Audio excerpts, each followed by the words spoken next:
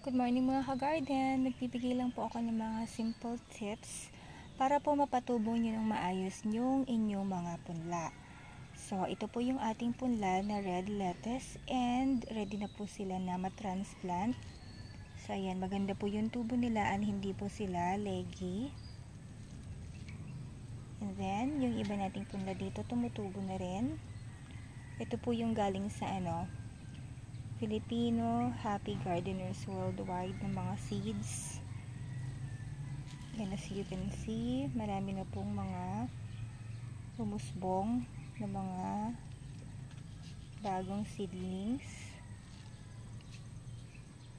Ito parang mas matagal yung yung germination. So wait lang natin siya. And then yun sa dulo, tumubo na rin. Ayun. So, yung unang tip natin for sowing your seeds is dapat po maganda yung inyong soil media. So, yung inyong potting mix. Kailangan po hindi mahirapan na tumubo yung inyong mga seeds. So, kagaya po nito, wag-wag yung ating ginamit na potting mix. So, wag po kayong gagamit ng punlaan na matigas yung lupa dahil mahihirapan pong tumubo yung ating mga seeds. So, as much as possible, ipag-mix or combine nyo po yung mga available resources like kung mayroon po kayong coco peat, maganda kasi yan po, coco peat po halos yung 1/3 nitong aking mga potting mix. So, coco peat, compost, and pwede nyo rin pong lagyan ng konting sand and garden soil. And then, importante po na protektahan natin yung ating mga seedlings from birds. Nung hindi pa po dito yung lalagyan ng aking mga punla, lagi pong nakakat sa half yung aking mga seedlings dahil dinadaanan po ng mga ibon or sometimes yung mga ants. So, kinakain din po nila yung mga bagong sibol na punla. So, yun po yung mga kalaban natin kapag meron po tayong mga pinunla, so yung mga langgam, kung hindi nila dinadala yung buto sa kanilang kuta, diba, is kinakain po nila yung mga bagong sibol. So, mahalaga po na protektahan natin yung ating mga seedlings mula dun sa mga birds at saka sa mga langgam and sa ibang insekto. And then, importante din po na hindi masyadong nauulanan ng todo yung ating mga seedlings. Lalo na po kapag pa-germinate pa lang sila, minsan tumatalsik po yung mga buto nila. And then, nawawala sila dito sa ating seedling tray.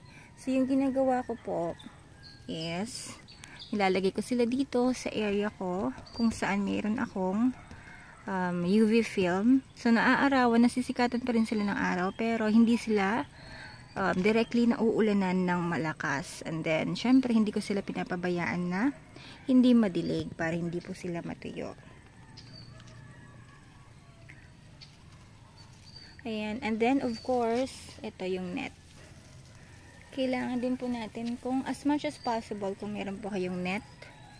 Then maganda po ito na pang-protekta mula sa iba pang insekto kagaya po ng mga paro-paro or yung mga ibang lumilipad na pwede pong makapag-peste dito sa mga dahon ng ating mga bagong sibol na punla. So ito ready na siyang matransplant today. Ayan, ang ganda ng tubo niya. At para hindi po maging leggy, as soon as nag-sprout na po, yung inyong punla, dapat naaarawan na po siya.